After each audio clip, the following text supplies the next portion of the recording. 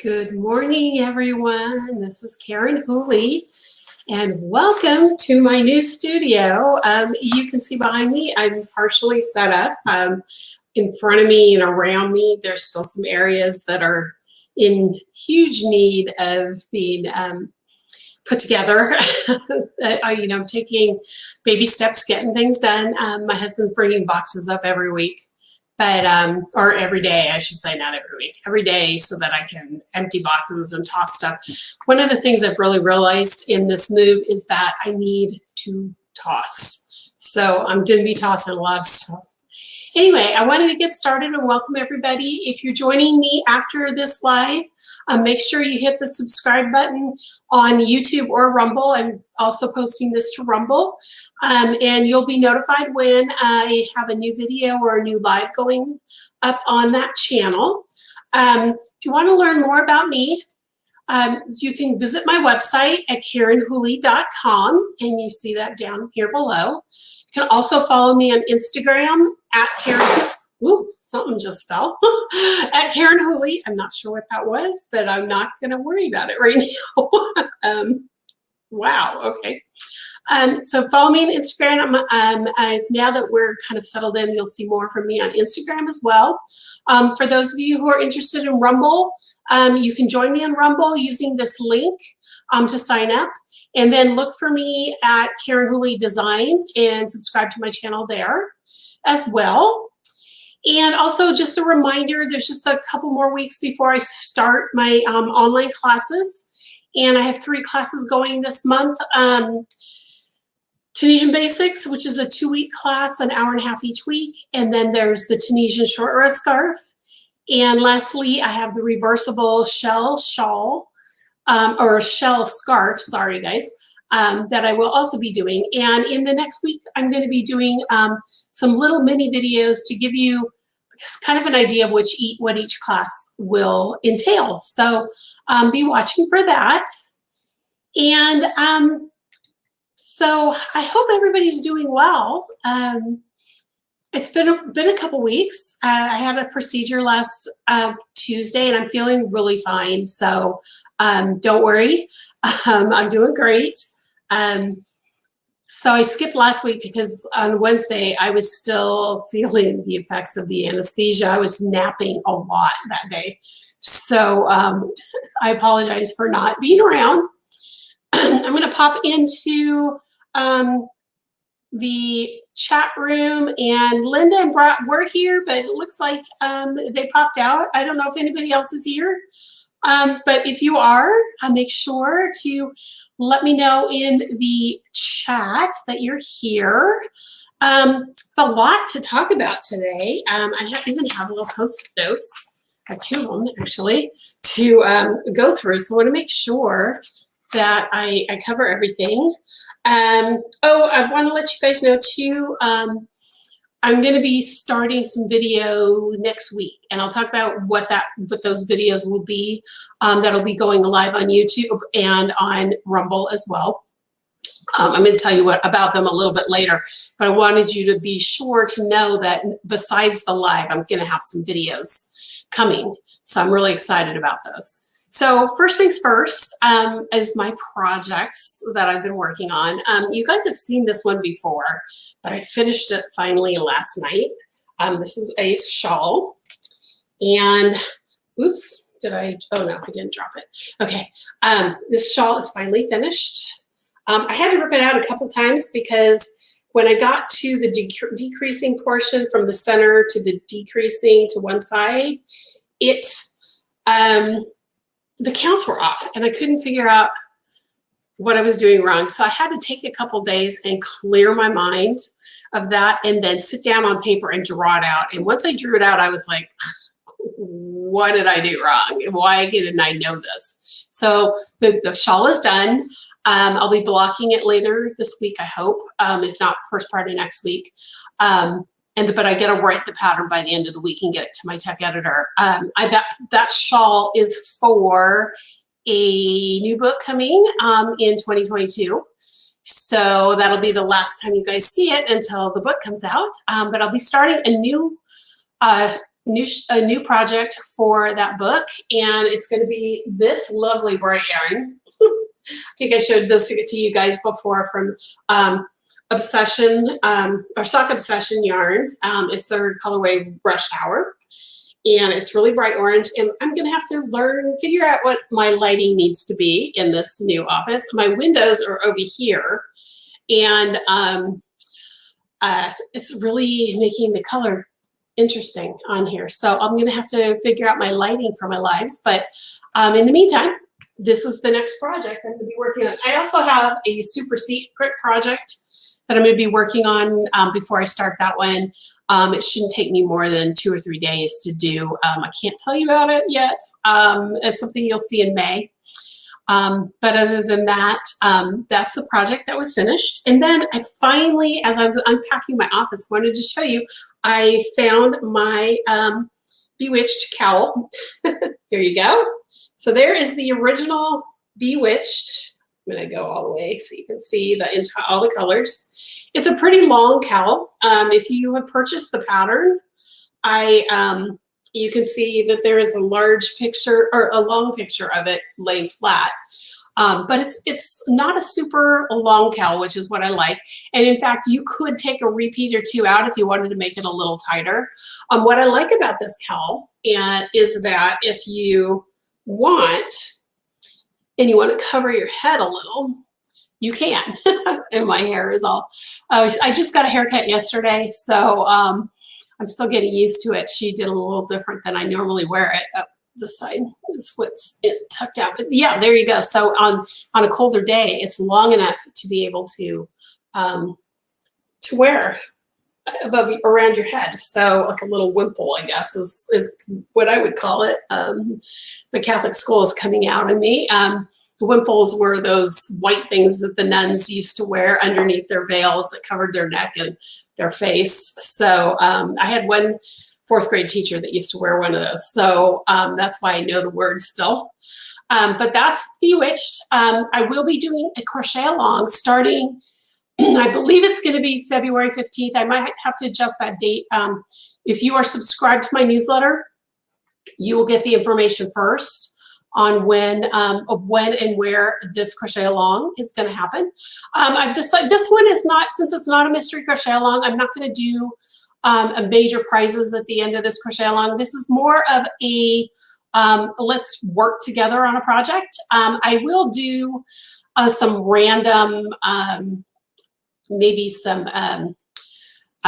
goodie bag type things that have some Karen Hooley designs swag in it or something like that, because I do have a few things I'm not going to show you that I'll send to a couple people. I'll just draw randomly names of those who participate in the crochet along.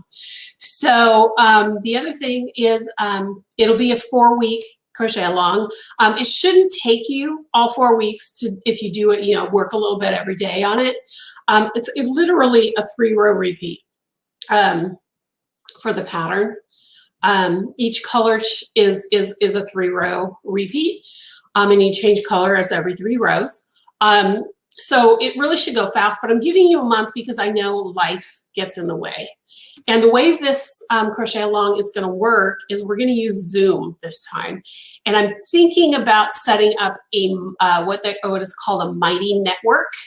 And Mighty Networks is a platform that allows me to have a group that you have to subscribe to be a part of. There's no cost for you. It's free, but it allows everybody who is a Karen Hooley Designs follower that wants to have a community. It'll allow us to do that. And this is where you can post your pictures and stuff like that. But once a week on Zoom, I'm going to pop in for half an hour to an hour, answer questions about the cowl. We can just sit and crochet for a little bit, or just, just so that there's some sort of a community other than just the online stuff. So be watching for that. I'm really excited about it. And I just noticed there's some comments. So I'm going to pop over there. Hi, Laura. Thank you. Gorgeous shawl. I'm really excited about this shawl. This is one of my favorites that I've ever designed. So I cannot wait to get it out to you. And I hate that I have to wait till 2022. So, but that's the last time you'll see it until then. So let's see. Nice new studio. Thank you, Linda. I'm really excited to be able to have yarn behind me and stuff behind me. You can still see on this side, I'm cleaning. That's my dust cloth that I use. It's one of those microfiber cloths because one of the things about moving to the Tri-Cities here in Washington is we're considered the high desert.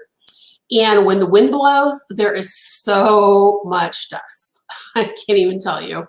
I've never lived anywhere, even in California, where there was this much dust. So I am even taking stuff out of storage because our storage unit was an outdoor storage. There's dust in everything. Everything has to be dusted out before I put it out. So my books and everything were just dusty. So yeah, so this is my office, part of my office. My desk is here in front of me, which you can't see. When I've got it all set up and there's less boxes and stuff and cords because I still haven't figured out how I'm plugging everything in. So there's cords hanging off my desk and it's kind of an obstacle course right now to walk through. I will do a video for you guys to see what my whole office is. But like I said before, my windows are over here. Underneath my windows, I have a bookcase with all my crochet books. In this corner, you can see part of my filing system right there. I have a large filing cabinet that has most of my stuff in patterns and print patterns and class materials and stuff. And a little filing cabinet, that little gray thing behind me right here. That is... and when I find the box, because that box hasn't made it up to my office, that is all of the pattern leaflets I have ever bought from the time I learned to crochet in 1974 to now. So I'll have to show you some of the old pattern leaflets that my grandmother bought me or I bought myself when I was in elementary school and high school and stuff. So yeah, so that's that. And then on this side of the room, you can't really see it. You can probably see the shadow right here. There's a table, another table. My desk used to be an L, and I've separated it so I have just the desk here, and then the L part is a special table where I'll be doing most of my blocking. Will be that way. I'm not taking over the house when I'm blocking, unless I've got multiple projects. Then there'll be blocking boards everywhere. But this way, if I have one at a time projects to block, they'll be right here. And then when I'm not blocking, I'll use it to create video because I'm actually going to be purchasing some special lights. And I'm kind of hoping that those special lights will help with the lighting even on these lives. So yeah, so, and then I have a closet over here that's a walk-in closet that I will store all of my extras, all the stuff I use when I go to events and my teaching supplies and my samples go in there and all sorts of stuff. And it's a walk-in closet with 2 hanging rods. It has the 2, for if this was a bedroom, it would have the 2 short hanging and then 1 long hanging. And we're going to take the rods off and we're going to add more shelving around so that I can, get things up off the floor and find things easier and stuff like that. So soon I will show you the whole office. Let's see. Let's see. Laura says, "Don't you love how you find things when you move?" Yes. I mean, it's funny because in June I was packing up my entire house. Well, actually, from like the middle of March until the end of June. When we actually did the physical move, I was packing stuff, first to stage the house and then to move. And then only certain boxes went to our rental in June. And so like a lot of my office stuff I never even thought about it for the last 6 months. And now I'm looking at it going, why am I saving this? Or, oh my gosh, that's where it is. I thought it was in this box, but it's really in this box. So yeah, it's, definitely one of those. Moving is interesting when it comes to finding your stuff.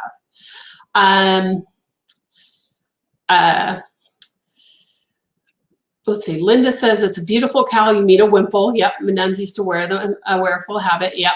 That was what they did. That's what my people did. And then Laura says, "Oh, that would be great. Misery Loves Company." I'm not sure what that was about. The Misery Loves Company. Laura, you'll have to tell me what you were saying there. A nice office tour sounds wonderful. We used to get the Santa Ana winds in Ventura. Yes, I know in Southern California, yes, the Santa Ana winds. Yeah, my best friend lives in Huntington Beach. And so I hear a lot about the winds down that area. I grew up in the North Bay, or the Bay Area, in the East Bay area of San Francisco. So it's a little different. Ours was more foggy and rainy than Southern California, where there was the dry desert areas. Emily, hi Emily. I'm glad you're here. I'm glad you could catch me live. I'll be here every Wednesday at 9, so definitely pop in. I was just telling everybody a little bit about my my office, and I'm just finished on that. I'm going to do a live video, or it might be live, it might be just pre-recorded, depending on when my office is done. I'm hoping by next week.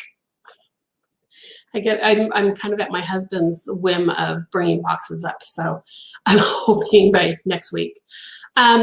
Anyway, I wanted to move on. I showed you my projects, and now I want to talk to you guys a little bit. I'll show you guys some new yarn, or new to me yarn anyway, that I've gotten in the last couple weeks. The first one is from, I don't know if you were on Instagram. I think she's in Instagram and Facebook. Her name is Nanette Wake, and her business is Nanette Wake Studio. And she is a knitter, crocheter, and a weaver, and a spinner. And she lives in the Pacific Northwest. She lives on the west side of Washington. I met her up in person, not last year, but the year before, at Fiber Fusion Northwest, which is our local fiber show on the west side of the state. And but I've known about her for a long time. She actually, let me show you this. This is, she dyes yarn, she spins yarn, dyes yarn, and then weaves it and makes these gorgeous project bags. This is one of her projects bags I bought back when I met her. I love this bag. It's a drawstring, obviously. She wove the fabric, she dyed and wove the fabric on the front, and then she lines it with cotton. And then there's I'm going to see if I can show you, there's a pocket in here where you can put your notions. I have tissue, and I have this is a cute little, I should show you guys this. This is a cute little tape measure.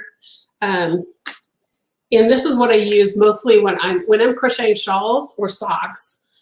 This bag is perfect size. So this is what her main business is doing those. She does all different sizes. She does non-drawn strings, she does drawstrings, she does little ones for notions and all sorts of stuff. So I should put have her stuff right here. On the bottom of the screen, I have her website, so if you want to take a look. But I ordered some yarn from her because on Instagram, she started about 2 weeks ago. She started posting, maybe 3 weeks ago now. She started posting her Valentine's Day colorways, and I fell in love with this one. This is a sock set. This is her sock set. This set is called Valentine. It's got a red, pink, variegated speckle with a little bit of chocolate brown in there, so it kind of reminds you of Valentine's Day's chocolates. And then there's a skein of the matching chocolate. It's like a mini skein, and so when you're making socks, the body of the sock would be this color, and then the cuff, the heel, and the toe will be that chocolate browns. And because she's got the chocolate brown speckles, it all kind of blends together. And I need to make myself a pair of socks. I need to get some socks on the needles for me. And when I saw this colorway, I mean, I have a bunch of yarn back there that just tagged for socks for me, but I think I'm going to have to do this one first because it's just, I just love these colors, and it's Valentine's Day, and I love Valentine's Day. It's one of my favorite holidays of the year. So I wanted to share with you Nanette, and make sure you go check out her website. And if you're on Instagram, follow her on Instagram because she has some amazing things. Her husband also works with wood on a lathe, and he makes bowls and drop spindles for spinners and all sorts of stuff. So make sure that you guys check out her site. She's got some amazing stuff. Okay, Laura was talking about the Zoom call. Oh, yes, a community class. That's what I want. Yes, for the Bewitched Crochet Along, it will be, yeah, the Zoom, that's what I want it to be, a community class. I didn't want it to be, I don't even know how to describe it. I just didn't want it to be a static class. I wanted everyone who's making the shawl to be able to talk to each other. So make sure you watch for my newsletter, and I will post it on my blog as well, but the information about the Zoom call is awesome. Emily, very cool. A beautiful bag. Yes, Linda, I love that bag. And she just does so many colors. I mean, check out her site. She's got some amazing stuff. And then Laura says, ooh, chocolate covered cherries come to mind with those skink. Yes, exactly. Chocolate covered cherries. Yeah, that was what I was thinking too, is that I just love those colors. So I can't wait to start them. So I'm hoping that maybe I'll get them wound so that this will be my, I'll start them while I'm watching the Super Bowl this year. Socks seem to be my football project. So that's what I'm going to do with this. So definitely chocolate covered strawberries too. Yes, yes, yes, definitely. So that's Nanette. Definitely check her out. I will also put her website information in the show notes. So the second thing I want to talk about, the second yarn that I got, it was actually, I got this on Monday. It's kind of funny.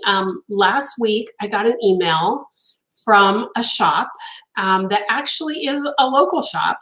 She didn't know I lived here. I hadn't been able to go in because of the move and all the crazy with the COVID and stuff, and she is now open. She emailed me because she's doing a crochet along with a yarn company that I happen to work with and I have a pattern out for. And she wanted to see if she could buy some print copies of that pattern so that she could sell them for the crochet along using that pattern with the yarn that she's featuring for her knit and crochet along. And so we chatted back and forth, and finally on Monday I went down to the shop, and she's going to be doing crochet along with my pattern Seaside. It's a milk yarn that she's using. I don't have any more of that yarn here in stock, so I can't show it to you. And I don't have the physical pattern anymore because she bought out my stock. So if you go try to buy it on my website, there is no you'll see that my stock of that pattern in print is empty. I'll probably print some more once I update that pattern to the new format because it's still in my old pattern format.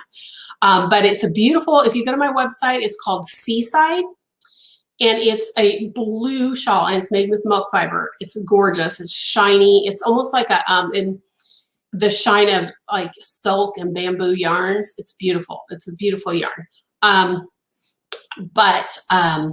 While I was there, the funny thing is the guy who Dale, who is the owner of Bellatrista, that's the name of the company.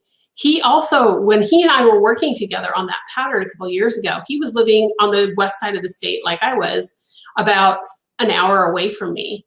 And he was telling me at that time he was moving over here. And I completely forgot about that.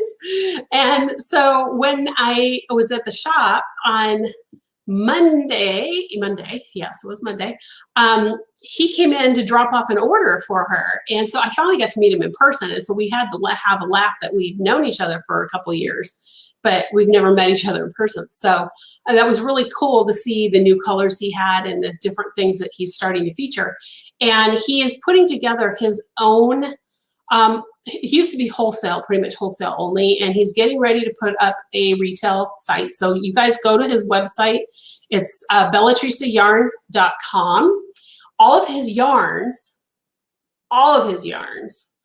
are alternatives to wool. So if you know anybody who has an allergy to wool, they're all natural fibers, milk, soy. He uses bamboo. He uses, he has some silks out there. He uses mint fibers from plants that are mint. I bought his bamboo because this color just spoke to me. But I wanted to show it. This is his Brio. It's a sport weight, so it's a little heavier than fingering. It's 100% viscose from bamboo. These skeins are, let's see, 2.7 ounces, 275 yards, and I mean, this is just, look at that purple. Isn't that purple just gorgeous?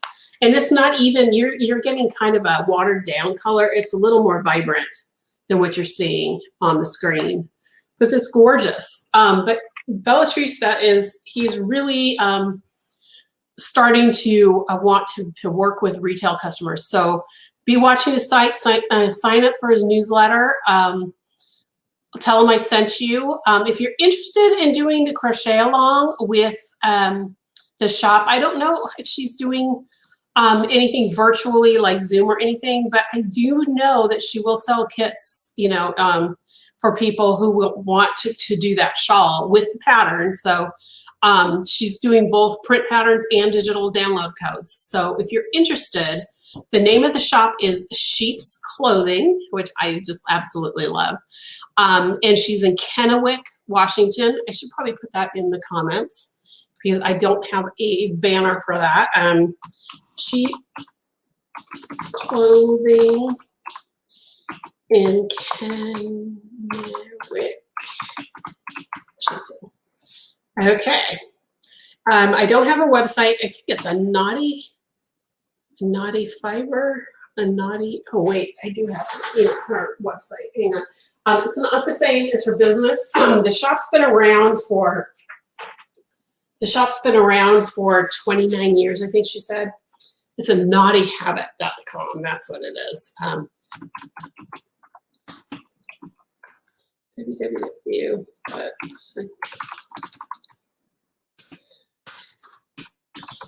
There she is. The shop's been around for 29 years. The original owner sold it to Letitia, or Tish is how she calls herself. And she's been owned it for several years. I mean, it's since sometime between 2010 and now that she purchased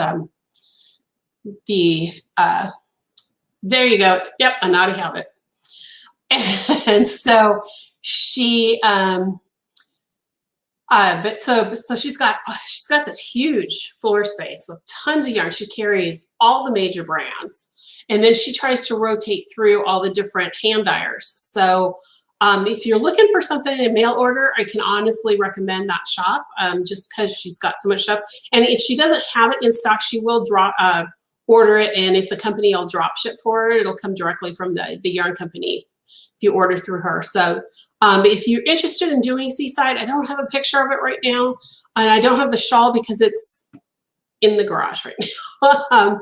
But go to my website and look for Seaside, and it's a beautiful like seafoam blue color shawl. So there you go. So if you're interested in that, and Bewitched said just check out his yarns. He can't right now on his website. You can buy retail, but it's through a yarn shop in Southern California, I believe. But you can buy his yarns through Sheep's Clothing, or you can even ask him, tell him I sent you, and ask him if you can order direct from him as well. But I'm assuming that he will have the shopping cart up soon, because he told me he's been working on it really hard to get it going for retail. So that is the second yarn that I want to show you. I'm really excited. I haven't used bamboo in a very long time, so I have some ideas for this. You might be seeing this come up in the next month or two for a project for my independent line. So be watching for that. And then the last one I want to show you of these new to me yarn. Well, this yarn company has been around. Mad Tosh has been around for a very long time. Most of you know they're a dyer based in Texas, and they got really popular in the mid 2000s. And then just recently, probably within the last year and a half, Jimmy Bean's Wool bought them out. And even though they're still being dyed in Texas and they're still called Madeline Tosh or Mad Tosh, they are, Jimmy Bean's is over them now and owns them. So, and I mentioned last time that Lamb Shop kits was now carrying my Queen of Hearts shawl as a kit pre-order, and I want to show you this really fast on the website first. So I'm going to switch my screen here. I think you guys can see that, right? You can buy a kit now with the yarn. It's $125. I know that's a little pricey for crocheters sometimes. It's in pre-order right now because, well, I think she might have just gotten the crochet hooks in. She was waiting for the crochet hooks. But for the $125, you get the full pattern in print with a digital download code on it. You get a Likey crochet hook. You get a tapestry needle. You get a stitch marker, and you get a special sew-in label from Lamb Shop Knits. But what I'm really excited about here is she's, instead of using the Smutzarella yarns that I used originally for the shawl, she chose some Madeline Tosh yarns to make the shawl. And currently she has 4 different colorways. I absolutely love them. I'll show you the red here shortly. But the purple's gorgeous, the blue is gorgeous, the green is gorgeous. All of these kits will be amazing, amazing. What do you call them? I'm sorry, my sister just texted me, and I just wanted to make sure that it wasn't my mom, something with my mom.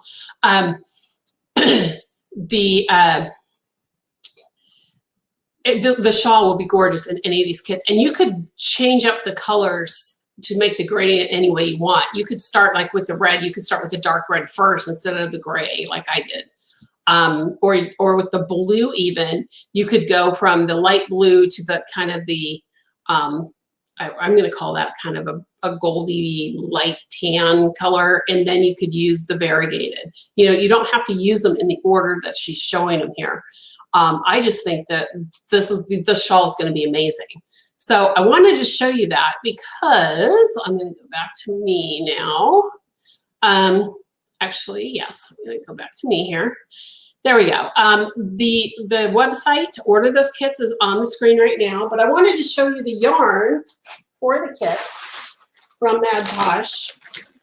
Here, let me pull these out. Okay. So this would be the light gray. Oops, there we go, Mad Tosh. It's the Tosh sock, and each one of these skeins is 395 yards. So to make the shawl in the colors in the Madeline Tosh, you need 4 total skeins. So what she did was she went with the light gray, and then she went to a little bit darker gray that has some red speckles, has a little bit of blue in there too.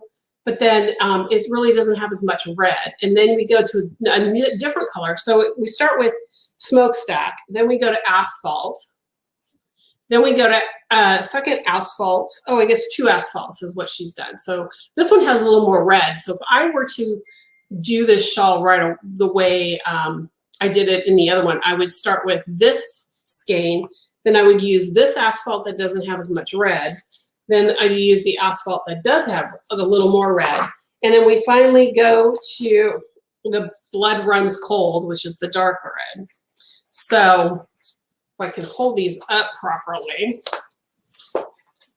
Oh, hang on, guys. Okay.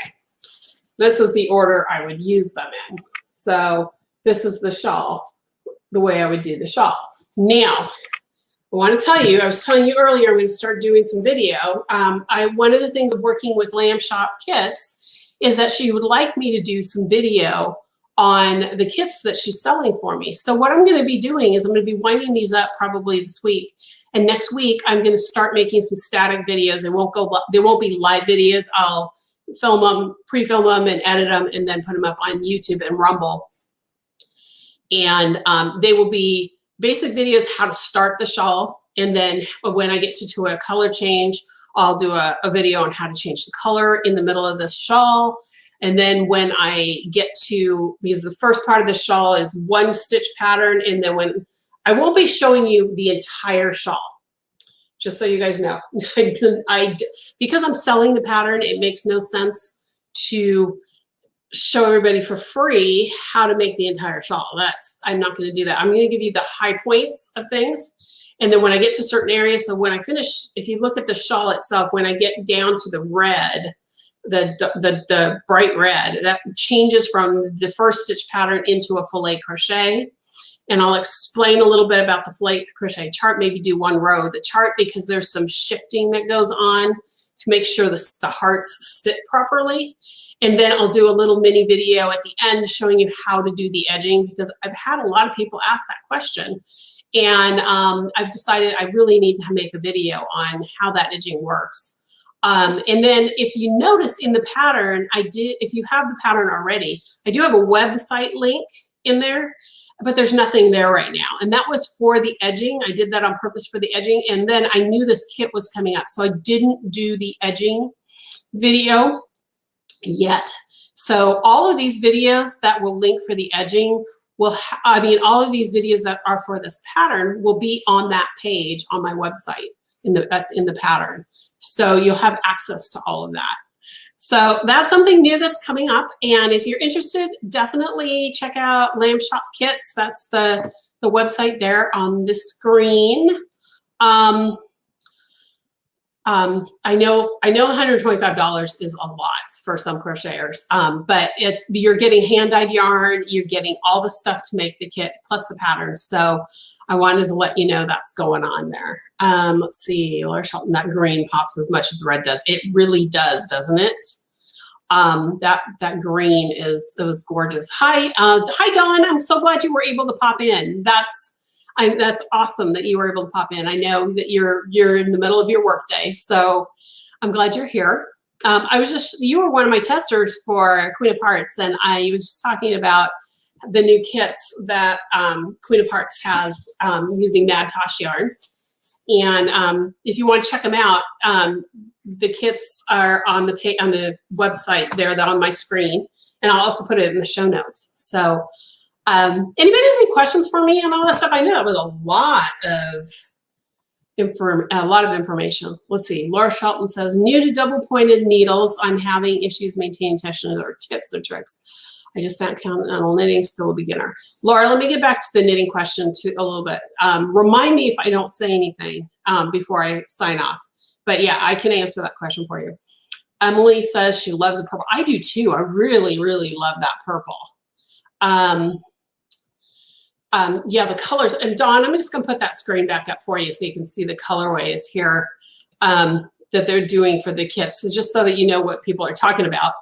Those are the colors. The purple and the green, all of them. I love them all. And, if you want to make the shawl in other colors, I mean, there's no reason why you couldn't buy your own yarn and do the colors you want. I know a lot of my pattern testers did that. They didn't necessarily buy the yarn. I had a lot who did use the mozzarella, but you don't have to do that. You can easily go through your stash or go to a yarn shop or a box store and buy your own colors. As long as you have the right yardage and the right gauge, you'll be okay. So anybody have any comments or questions about the yarn or anything you guys want to talk about those? Okay, and the last thing I wanted to show you guys, actually, I could have done this in the projects, but I put it on my list at the end. So we were talking about earlier how when you move, you find things. Well, one of the boxes I opened, I found the first patterns that I ever sold, the actual samples for them that I ever sold when I first started designing. And I'm going to give you just a little kind of short scenario how this all started. This all started back in, well, I had my son in 1996, gosh. I'm so used to saying 2000 now. 1996, my son was born. And when I was 5 months pregnant with Tyler, I had a horrible gallbladder attack. I thought I was having a heart attack. And I had a gallbladder attack. And it got to the point where any smell would set me off, and I started having stomach issues, and I was throwing up all the time. And so that was April, I had the gallbladder attack. And then by the 1st of June, I was so sick. The doctor put me on bed rest and, well, basically don't go to work. And because at that time, you know, there was no way to work remotely really for what my job was. And so she put me on early maternity leave, and I was crocheting all along, but I really started crocheting a lot then. And I found a group, because back then we had that CompuServe. I don't know if you guys remember that. I feel like I'm aging myself here. I'm losing my voice. Hang on. But anyway, I was on CompuServe one day while I was sitting, you know, with my feet up, and I found the group Crochet Partners. Does anybody remember Crochet Partners? Crochet Partners was an organization. It was originally just like it was like a Yahoo group, but it wasn't on Yahoo. It was a CompuServe group. Eventually moved to Yahoo. But crocheters from all over the world, you know, could join and chat. And up until that time, I was the only crocheter I knew, because my grandmother had already passed away and nobody in my family crocheted. None of my friends crocheted. I was living in an area where there wasn't a yarn shop. So it was like this whole epiphany happened, and there's other crocheters out there. And through that group, I met, my daughter was born in 1998. So I was a member of the group for a while. But in 1998, when my daughter was born, I met one of my absolute favorite designers, and her name is Terry Kimbrough. You might recognize the name. She's big with leisure arts. She does a lot of crocheted lace work, a lot of knit lace work. She hasn't released anything recently. It's been a few years. She's had a mom who was very ill, and she ended up having to take time off for a lot of years, until her mom passed away. So she hadn't been designing. I know that she's done a lot of book editing for different companies, but as far as crochet and knit work, she hasn't done much. But back in the 80s, late 70s, 80s, early 90s, she was pumping out leisure arts books. If you look her up, Terry Kimbrough, I'll put her name in the chat here. And when I met Terry, she had just had her youngest child. And Terry's about 4 years older than I am. And her youngest child was born on the exact same day as my daughter. So we kind of bonded over that. And then she and I learned to crochet very similarly. We had similar taste in yarn and style and stuff. So she kind of became my first mentor in crochet. And one day she said to me, shortly after we had met, she's seen some of my work, because back then I had a blog with just pictures of my finished projects. I mean, it was just kind of like what bloggers do now, but not quite the same thing, where we didn't throw up patterns. I would put some of my patterns up, but not all of them. Some of them I sold myself in print. Back then, we didn't have the capability to sell digital patterns and stuff. So people would buy my patterns, pay for shipping, and I'd ship them off. But, you know, it wasn't a huge business. But she saw my work and she said, Karen, you really should design for the magazine. So she and I chatted a little bit. And we came up with a simple pattern, a simple idea for me to send to a couple of the magazines. And the first magazine I sent to was the Annie's. Back then it was called Annie's Attic. And they had Crochet to Go, I believe is what it's called. Crochet to Go. I have to look it up. And I sent it to them, and they bought them right away. It's a set of 3 dishcloths, and they're floral dishcloths. So I found the actual samples.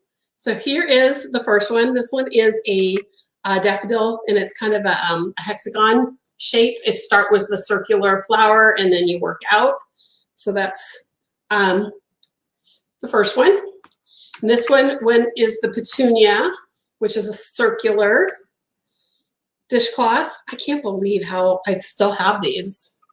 And then there's my rose dishcloth with pineapples in there, because pineapples are, if you don't know this, pineapples are probably my favorite lace stitch ever. I don't use it a lot because you guys would be sick of me if with all the pineapples. But it's my favorite lace. I just love pineapples. So This is the rose and pineapples. And I sold them as a set, and I got one check for the whole thing.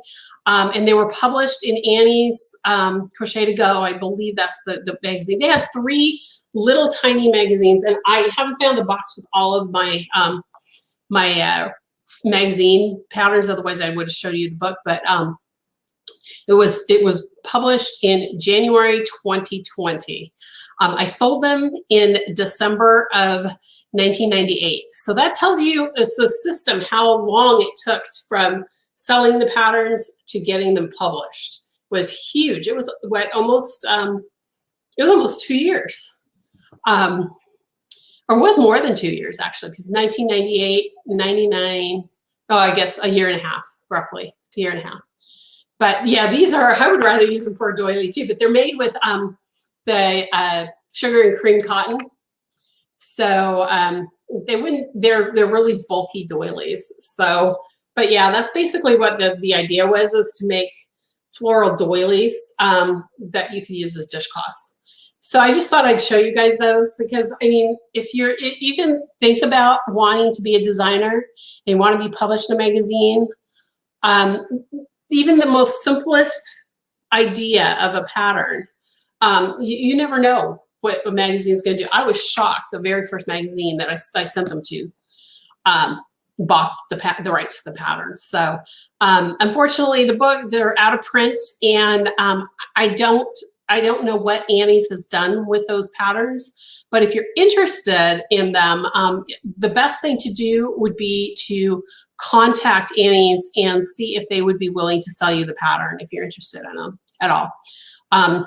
There's a part of me that wants to go back through all of those patterns that I sold outright to magazines to see if I can get some rights back so I can republish them. Because I know that if I did this in a little bit thinner yarn, they would be great doilies. So, but I want to show you guys that. They are fun to crochet. They are so fun because they start like a granny square in the center and you work out. And it just, depending on which shape you pick, you can get the hexagon, the circle, or just the square. So they are fun. Let's see what else. Quite a few older Mary Maxim patterns are now digital. The older pictures from the 70s are fun. Oh, I know. When I'm able to start showing you some of my Leisure Arts and Annie's Attic patterns that I bought back in like the 70s when my grandmother was teaching me how to crochet, I just laugh when I look at some of those patterns. So yeah, they are fun to look at. What I like to now is when I do look at them, sometimes they spark an idea where I can take the idea of what was happening in the 70s and make it more modern. You know, maybe the stitch pattern they used in this vest, maybe I'd make a vest out of it, but it wouldn't be a square vest. It would be something different. So they're really good inspiration, those old patterns. So, okay, so that's pretty much what I want to talk about. I want to go back to Laura's questions. She asked me 2 questions. I'm going to answer the second one first. You might have mentioned this already. How did your kitties deal with the move? They're okay. Callie, who's 6 months older than Amber, she is having a little bit of stress, I think, because she is actually chewing her hair out of her body. I mean, I find she'll be laying somewhere and she'll get up and I'll find pieces of her fur. It looks like she just sheared it off and stuck to the bed or the blanket or the floor, wherever she is. So I think she is very stressed, and I'm going to wait another week or so and see if she stops, because her coat is starting to look mangy. You can see where she's pulled the fur out. And then she's been throwing up a lot because she's got all these fur balls. Even though we've been giving her the fur ball medicine, the fur is just getting into her stomach. So I'm going to have to call the vet, I think, on her. They both need their teeth cleaned, so we're going to do that. And I'll probably ask them to check her out while we're doing that. Amber I think she's a little stressed too in some ways, because She doesn't pull her fur out. She's eating fine. She hasn't lost weight like she did the first move, but she's wandering around the house meowing, looking for different things, I think, or just looking for attention, because we went from a 25 square foot home on the east side down to a 1,700 square foot home that was our rental, and now we're in a 3,200 square foot home. So we've got this huge house with hardwood floors, and my husband keeps thinking that she likes the echo right now. So she's meowing and you can hear it echoing through the house because we don't have enough soft space. And we need to order some rugs, find some rugs to, you know, to help do that. But she seems to be fine. I mean, she just goes through this meowing phase and it's starting to slow down. I mean, she was waking us up in the middle of the night meowing. Now she's not doing that. So, so that's kind of where my cats are. Before I go on to Laura's other question, you have some older crochet books. Linda says, I have some older crochet books and the way those patterns were written are a bit different than patterns of today. Yes. The old pattern books, you had no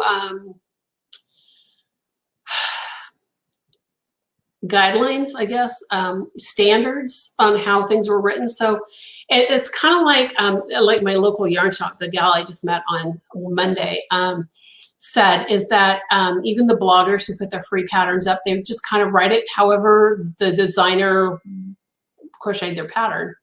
And then I always either right or they're not easy to understand and stuff like that. And it's because I learned from my grandmother, and I did my mom did put me in one class at a local yarn shop back in the 70s that I was so far ahead of the beginners that instead of doing the beginners class, what they had me do was pick a pattern and we read it. And it was a Leisure Arts pattern from the 60s. And it was still before Leisure Arts really had their own standards with stuff. So I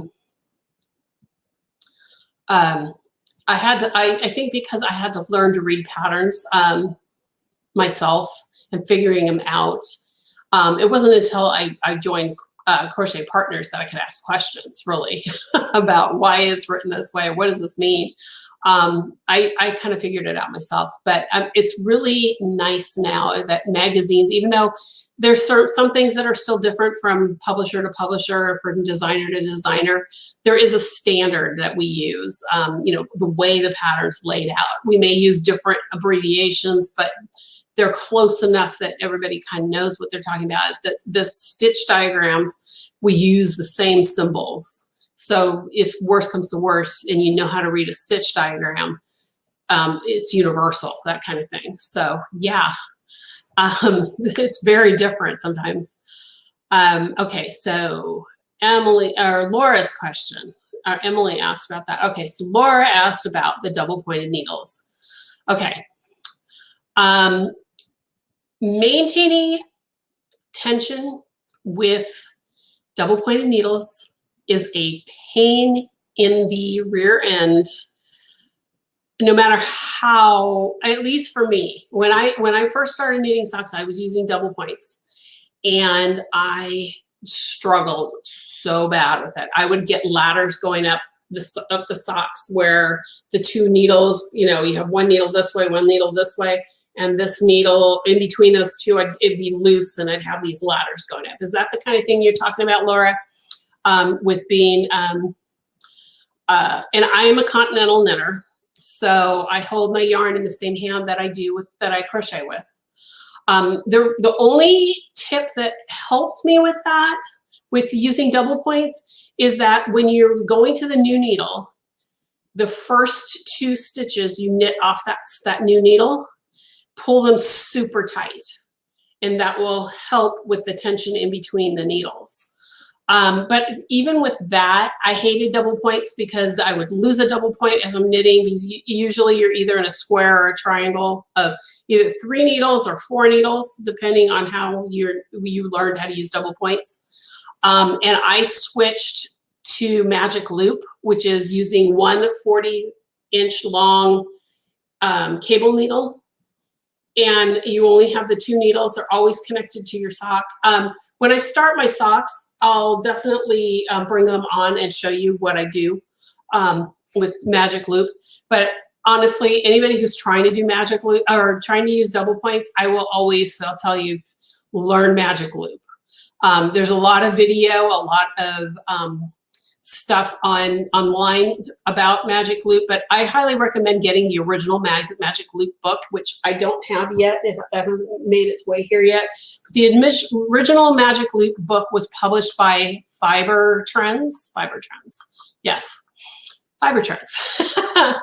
And you can still buy it. I know I've seen it, I think, on Amazon, but you can go to fibertrends.com and I believe they will still sell you a copy of the book. I don't know if they have it just digital now, but it's a little like 7 by 10 inch book that shows you how to do, and that's how I learned, along with my local yarn shop, working with them. And now magic loop, whenever I'm knitting, let's see, I'm knitting socks, I'm knitting sweaters, when I'm using magic loop for the sleeves all the time. If I'm doing anything in a tube, baby hats, any sort of knitting, magic loop is the way to go. So highly recommend, Laura, that you do that. Yeah, see, and Emily says that switching magic loop will get rid of your laddering. I mean, you'll start with a little bit of laddering because you have to get your tension. And even when I'm switching needles in the magic loop, I always still do my first 2 stitches on the new needle that I'm working on a little bit tighter than normal. I mean, I don't mean yank it and make it so tight that you can't move the stitch on the needle, but just make it tighter than normal. And that will help with the laddering.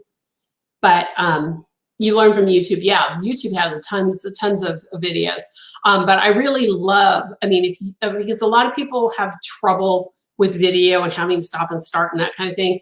That's why I really love the book from Fiber Trends, because the woman who developed the magic loop technique, wrote that book, and that's the book that I really highly recommend. I have Franklin Habit Craftsy class on lace knitting. He showed an antique knitting pattern, and there was no way I could do what was written unless he translated O2P1. Yes, Linda, yes.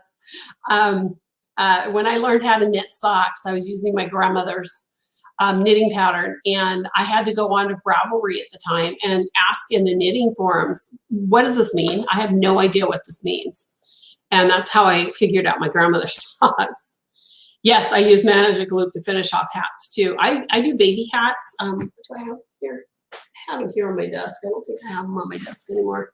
I have baby hats that I do on 9-inch needles. But when I get to the crown of the hat, I use that 9-inch needle as a magic loop needle, because that's the only way I can finish the crown of the hat. So does that help, Laura? I mean, I know other than that, there's really tension with double points is a pain. That's why magic loop is my favorite to do. Anybody else have any questions for me or want to talk about anything? We're just about coming on 10 o'clock. And I should be going live every Wednesday again. I mean, I've skipped last week, but going live again every Wednesday at 9. I will tell you though that on the February 17th, I'm going to actually push it out to either 10 or 10:30 my time, Pacific time, because it's Ash Wednesday and I need to go to Mass and get my ashes, and Mass is at 8 and I will not be back by 9. Maybe I'll start at 9:30. I don't know. This is a new church for me, so I don't know how full the morning masses are at our old parish.